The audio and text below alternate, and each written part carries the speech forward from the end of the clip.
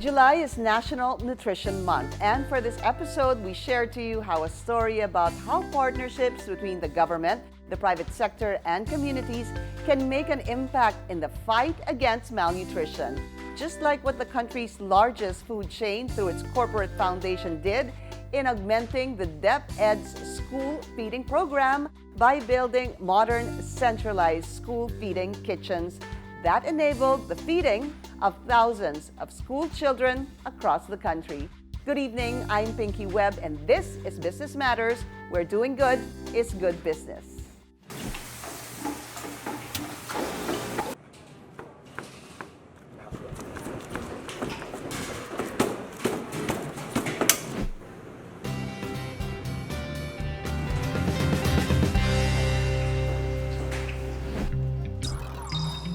Empowering people to create better lives for themselves and their families begins with education. This bridges the opportunity gap that Filipinos face, especially those living in rural communities. According to the Food and Nutrition Research Institute, the educational attainment of the family's household head greatly impacts the food security status of the household. Learning, however, is best achieved when the student is mentally alert and physically capable to handle school activities. Studies have shown that hunger can affect a child's ability to learn. In 2015, the Department of Education, or DepEd, reported that more than 1.8 million elementary pupils are undernourished. This corresponds to at least 12% of public school students nationwide. Vivian Balore of Sipalay City, Negros Occidental, struggles with this concern after one of her 3 children was classified as underweight. 2016, dito kami nag-transfer na. Tapos, wala akong kasama sa buhay na makabulig wala sa concern sa pangabuhi ko. Yung anak ko, mahina kumain. Kaya palagi siya nasasali sa malnourished, gano'n. Vivian's story represents the plight of parents all over the country who wish their children can participate more actively in classes so that they can reach their full potential in school. Because a child cannot learn on an empty stomach. And education is crucial in gearing an individual toward a brighter future. The country's largest food chain, through its corporate foundation, sought to help address this gap by establishing the Busog, Lusog, Talino, or BLT school feeding program in 2007. Why is this so important to you? Our mission is that we want to serve great tasting food, spreading the joy of eating to everyone. So more than the food that will fill up the stomach, it is the really bringing joy, touching the lives of people. Because of hunger, the pupils stop going to school. And so we thought that this is one area that we could contribute. So we started the Busog Lusog Talino program. Through its BLT school feeding program, the country's largest food chain became one of the pioneers in the private sector to assist DepEd by augmenting school feeding in public schools.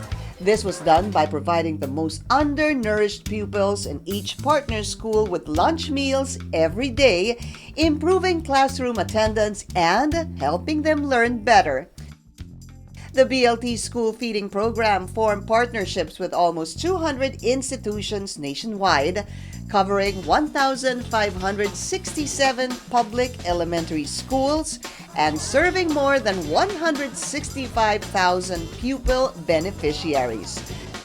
The program's success and ability to reach such scale relied on its network of implementing partners, standards in food safety and quality, as well as promoting accountability and community ownership, ensuring that the importance of the program is understood and practiced by all stakeholders involved. When we started, we partnered with the local communities, the parents, the schools, the LGUs, and the NGOs as well. So we came up with this program. We like to see that it's a comprehensive, integrated system. With the BLT program, at the end of the school year, 80% of them reach the right nutritional level, the right weight, and that, again, help solve the malnourished problem. In Negros Occidental, the BLT school feeding program started in 2009.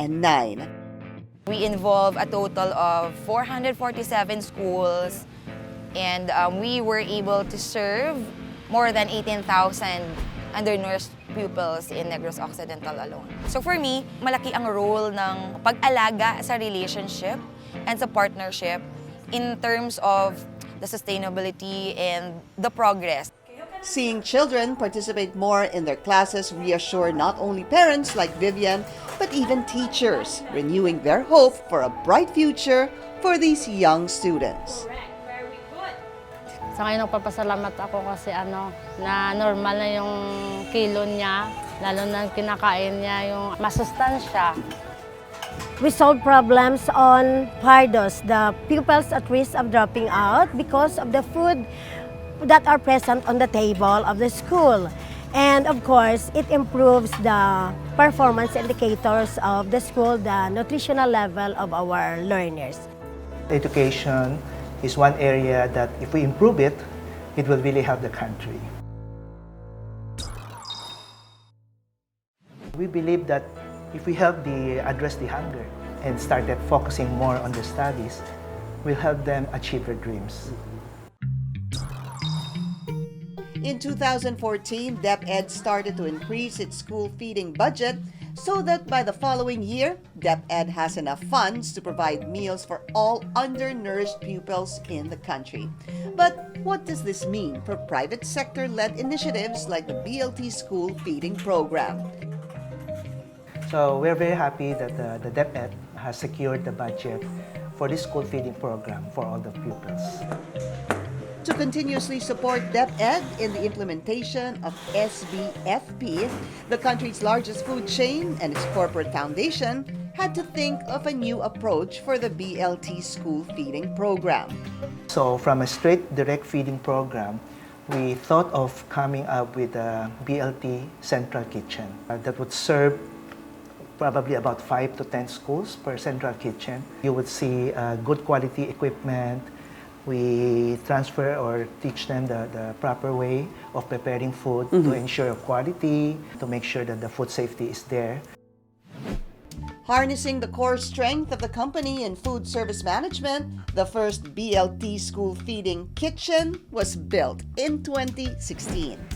Through the BLT kitchen model, the preparation of meals is centralized in a lead school wherein parent volunteers prepare meals and allocate portions that in turn are distributed to surrounding schools. This enabled the feeding of hundreds or even thousands of pupils per kitchen with less time and effort. As of June 2019, there are 33 BLT kitchens across the country serving pupils from 235 schools daily. So similarly, it's still with the schools, the LGUs, the NGOs, and the communities. Internally, we also have our own internal partners that help us with this. We tap into the know-how of our organization. Namely, we work with our chowking team in terms of the restaurant systems to help us develop the right equipment, set up the right equipment for the central kitchen. We work with the research and development team of Greenwich for the recipes. We have a corporate engineering that help us design and build the kitchen. We also have our volunteers from our store operations. They join us and then they train the parents, especially on the food safety programs. One of the BLT school feeding kitchens can be found in Agripino Alvarez Elementary School in Sipalay City, Negros Occidental, where Vivian is a parent volunteer. Previously, in a makeshift kitchen, it takes 2 to 3 hours food preparation for only 40 pupils, but the BLT Central Kitchen can cater 740 pupils in just 2 to 3 hours preparation.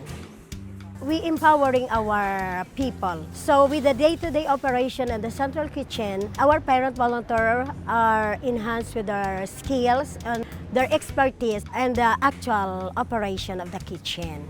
These milestones have been achieved thanks to the continued support of the program's implementing partners, such as local government units and non-government organizations. I really want the quality of education in Sipalay City to improve. And by saying so, I wanted to start with the primary need, give the children the right nutrition so that they could study. Aside from being used as a facility for school feeding, the BLT kitchen can also be used for other purposes, such as preparing food served in school canteens. With the central kitchen, we start to see now how creative and productive actually the communities are. We start to see communities using it for other purposes. Here in Sipalay City, parent volunteers are also encouraged to create livelihood opportunities using the BLT kitchen. They've started selling snacks and catering to community events. Part of the proceeds is also used for the maintenance of the kitchen. Wala labot sa feeding, naga-cater kami pero ang may nanay nga gina-assign sa feeding, may ginanay nga gina-assign sa cater. With the meals served by the BLT kitchen in lead and satellite schools, the elementary students in Sipalay City perform better in school. With the presence of the Busog, Lusog, Talino program, tumaas yung standards and it really has helped the children, yung development nila physically and mentally. And that's what I hope na ma-achieve namin. As a focal person of SBFP po, I can see things na sana po marami pa pong schools na mag-join sa BLT Kitchen to see to it po na yung preparation po ng food nila from the beginning until matapos po yun, ma-deliver po sa kanila ng safe with quality po. I considered it as the bridge to address the malnutrition for all the pupils coming in and out of the schools. The food company believes that there is room for everyone to help children stay in school and learn better. One way people can help is through the BLT coin banks in the company's restaurants across the country.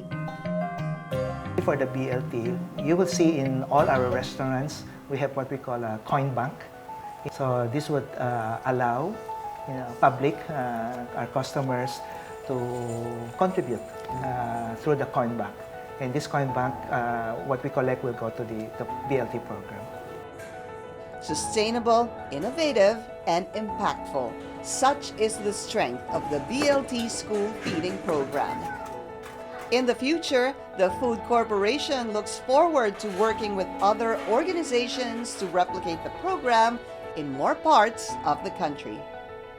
And it is actually our hope, our dream that this can be duplicated, replicated throughout so that we could cover all public schools. And we're welcome if they want to work with us. We believe that if we help address the hunger and started focusing more on their studies, we'll help them achieve their dreams.